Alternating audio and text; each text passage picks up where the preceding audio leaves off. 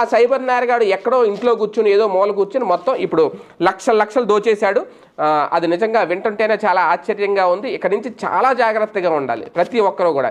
Bank మేనేజరే బొట్టలో పడ్డాడు అంటే ఇప్పుడు మనం ఏదైనా ఫేక్ కాల్స్ వస్తే అకౌంట్లు ఏమైనా అవుతుంటే ముందెళ్ళేది బ్యాంక్ మేనేజర్ దగ్గరికే.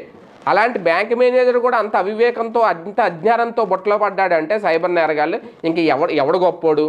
ఎక్కడో ముసుగేసుకొని కూర్చొని ల్యాప్టాప్ పెట్టుకుని డబ్బులు దొబ్బేస్తున్నాడు గొప్పోడా?